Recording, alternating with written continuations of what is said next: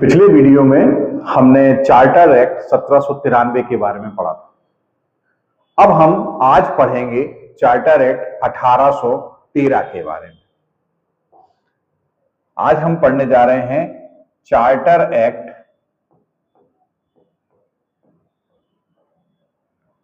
1813 के बारे में।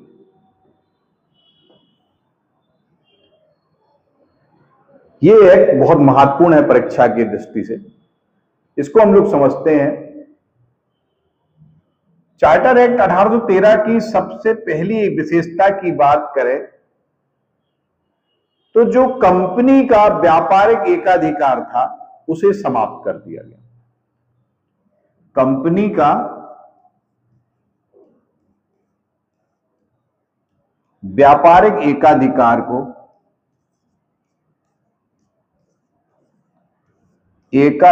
को समाप्त कर दिया गया।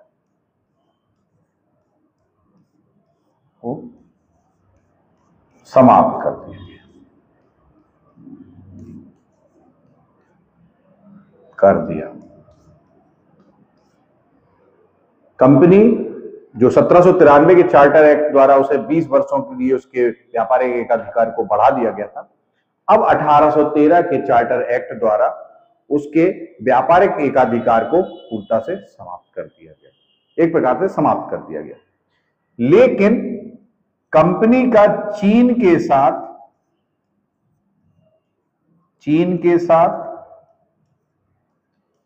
एवं पूर्वी देशों के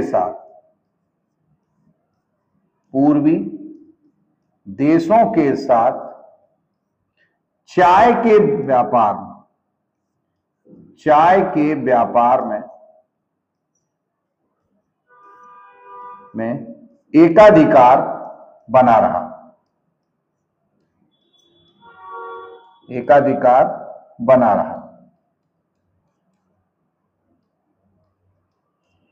यानी कि कंपनी का व्यापारिक एकाधिकार तो छीन लिया गया, मतलब समाप्त कर दिया गया, लेकिन चीन के साथ और पूर्वी देशों के साथ चाय का व्यापार पर एकाधिकार कंपनी को अभी प्राप्त रहा।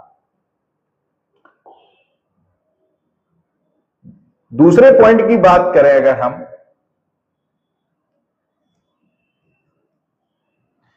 तो ईसाई मिशनरियों को भारत में धर्म प्रचार की अनुमति मिल गई। ईसाई मिशनरियों को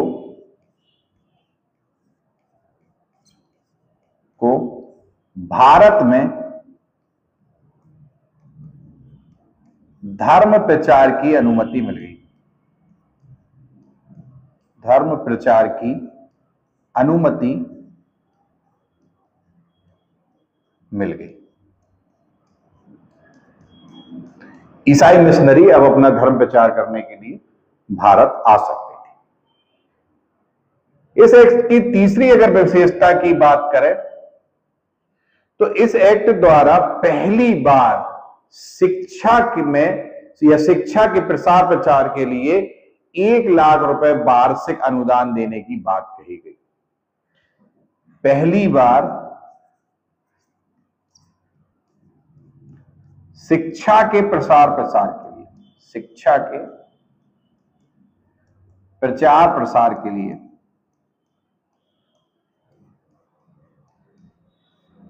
हेतु 1 लाख रुपए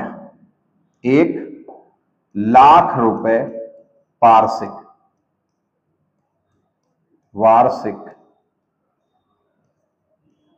अनुदान की बात कही गई। अनुदान देने की बात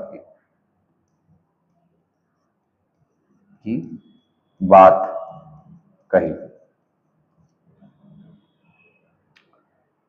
ये तीसरी एक महत्वपूर्ण विशेषता थी। पहली, कंपनी के व्यापारिक एकाधिकार को समाप्त कर दिया गया भारत में, लेकिन चीन के साथ और पूर्वी देशों के साथ चाय के व्यापार में एकाधिकार कंपनी को प्राप्त रहा।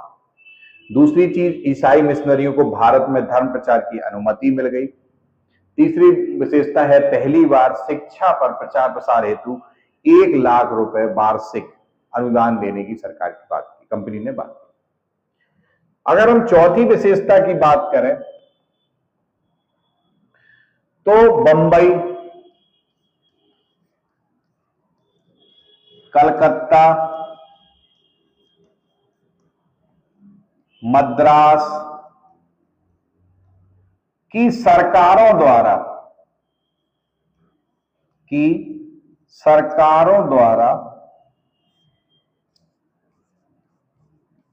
बनाए गए कानून या नियम का ब्रिटिश संसद द्वारा अनुमोदन आवश्यक कर दिया। ब्रिटिश संसद द्वारा अनुमोदन आवश्यक कर दिया। यानी कि बंबई, कलकत्ता, मद्रास की जो सरकारें होंगी, जो कोई भी कानून बनाएंगी, उन कानून का सहमति मिलनी चाहिए ब्रिटिश संसद से, तभी वो लागू। अगर हम पांचवी विशेषता की बात करें तो कंपनी को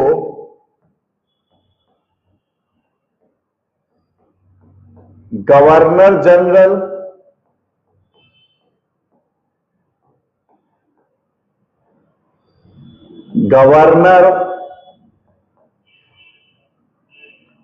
एवं प्रधान सेनापति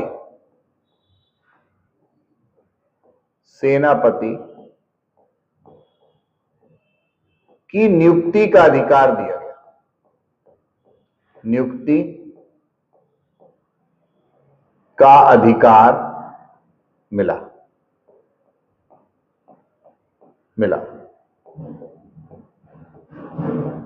लेकिन इसमें भी क्राउन की अनुमति की आवश्यकता होती थी। यानी कि क्राउन की सहमति आवश्यक थी। क्राउन की सहमति आवश्यक थी।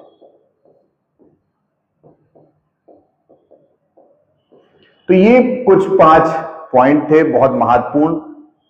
चार्टर एक्ट 1813 में पहला पॉइंट था, कंपनी के व्यापारिक एकाधिकार को समाप्त कर दिया गया और चीन के साथ और पूर्वी देशों के साथ चाय के व्यापार में एकाधिकार उसे प्राप्त रहा।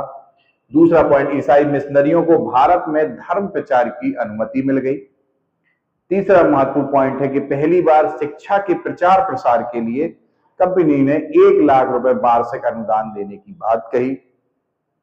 चौथी विशेषता, बंबई, कलकत्ता, मद्रास की सरकारों को द्वारा बनाए गए कानूनों को ब्रिटिश संसद द्वारा अनुमोदन होना आवश्यक कर दिया गया, जरूरी कर दिया गया। और पांचवी विशेषता है, कंपनी के गवर्नर जनरल, गवर्नर, प्रधान सेनापति की जो नियुक्ति का अधिकार कंपनी को मिल गया, लेकिन इसके लिए भी क्राउन की सहमति आवश्यक थी। ये चार्टर एक्ट 1813 की महत्वपूर्ण विशेषताएं थी।